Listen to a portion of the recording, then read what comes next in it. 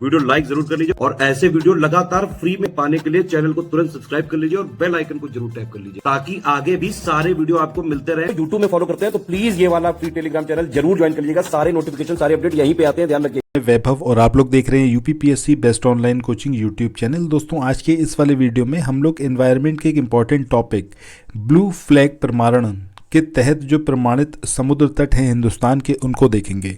यहाँ से जब क्वेश्चन पूछा जाएगा तो आप यकीन मानिए ज़्यादातर एस्पिरेंट इसको करने में सक्षम नहीं होंगे। रीज़न बीइंग कि इन टॉपिक्स को अक्सर स्टूडेंट्स का ध्यान ही नहीं जाता कि इनको भी हमें पढ़ना है, इनको रिवाइज करना है। ठीक है, सो यहाँ पर आप ये गलती बिल्कुल ना करें, इस वाले वीडियो को कंप्लीट देखें और एक क्वेश्चन अपना एग्जामिनेशन के पॉइंट ऑफ व्यू से पक्का कीजिए। तो सबसे पहले यहाँ पर हम बात करते हैं अक्टूबर 2022 की, जब लक्षद्वीप के मिनिकॉय थुंडी और कदमत समुद्र तट को ब्लू बीच की प्रतिष्ठित सूची में शामिल किया गया था। अक्टूबर 2022 में किस किस को करा गया था? एक तो लक्षद्वीप का मिनिकॉय थुंडी और दूसरा कदमत जो समुद्र तट है इसको शामिल करा गया किसमें? ब्लू बीच की प्रतिष्ठित सूची में। ये जो सूची है ये दुनिया के सर्वाधिक स्वच्छ समुद्र तटों को दिया जाने वाला एक इको लेवल है, यानी कि एक तरीके का सर्टिफिकेशन है कि यहाँ पर जो ये बीचेस हैं, जो समुद्र तट हैं, वो एकदम साफ स्वच्छ हैं। इसके साथ ही भारत में ब्लू फ्लैग प्रमाणन के तहत प्रमाणित समुद्र तटों की संख्या अब इन टोटल कितनी हो गई है? 12। सो ये नंबर आपको याद रखना है। 2022 में मिनिकॉय थुंडी और कदमत जो कि लक्षद्वीप के 2 समुद्र तट हैं इनको शामिल किया गया था, ये याद रखना है। अब ये जो 12 समुद्र तट हैं ये हिंदुस्तान के कौन कौन से हैं इनको भी आपको एज इट इज़ याद रखना है। शिवराजपुर ये कहाँ का है? गुजरात का।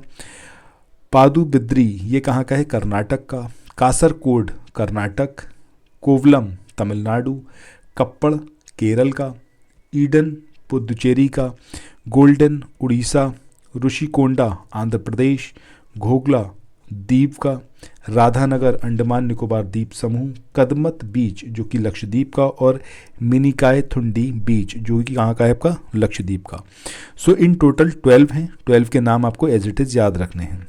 डेनमार्क की foundation for environment education AFEE की ओर से वैश्विक स्तर पर मान्यता प्राप्त इको लेवल ब्लू फ्लैग प्रमाणन प्रदान किया जाता है। ठीक है, सो ये जो आपका AFEE है यानी कि foundation for environment education Denmark की है और इसकी तरफ से ग्लोबली जो समुद्र तट हैं इनको प्रमाणित किया जाता है कि ये स्वच्छ हैं। ठीक है, इसके बाद इस प्रतिष्ठित पुरस्कार की पात्रता हासिल करने के लिए कड़े पर्यावरण, शैक्षिक, सुरक्षा संबंधी और पहुंच संबंधी मानदंडों की एक श्रृंखला को पूरा करना चाहिए और उन्हें बरकरार भी रखना चाहिए।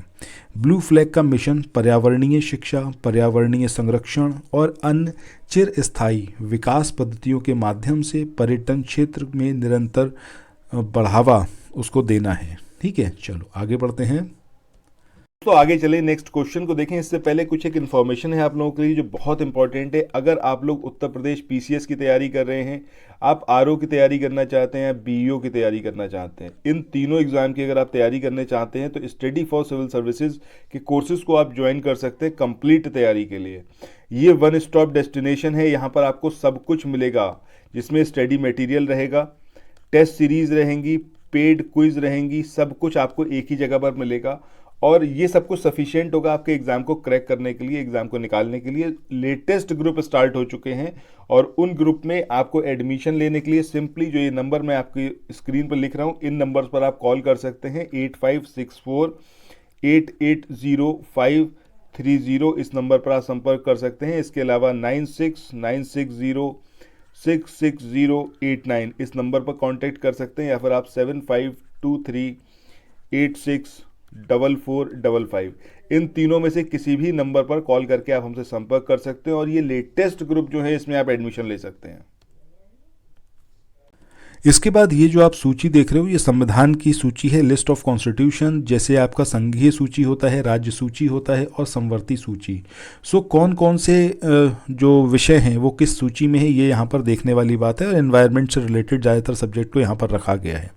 जैसे अगर संघीय सूची की बात करें तो पर्यावरण, ऊर्जा, खनिज स्रोत, प्रतिरक्षा, अंतर्राष्ट्रीय मामले, अंतर्राष्ट्रीय परिवहन, जहाज रानी, मुख्य पोत पत्तन, ये सारे के सारे किस में आते हैं? जो फेडरल लिस्ट है या फिर संघीय सूची है। स्टेट लिस्ट या फिर राज्य सूची की बात करें तो इसमें जन स्वास्थ्य, स्वच्छता, अस्पताल, कृषि, सिंचाई, जल निकासी, शमशान एवं कब्रिस्तान, ये सारे के सारे जो विषय हैं, जो सब्जेक्ट हैं, ये राज्य सूची के अंतर्गत होते हैं। वहीं समवर्ती सूची की बात करें तो वन, वन्य जीव, परिवार कल्याण, खाद्य एवं वस्तु और पुरातात्विक स्थल, ये सब किस में आते हैं? समवर्ती सूची में।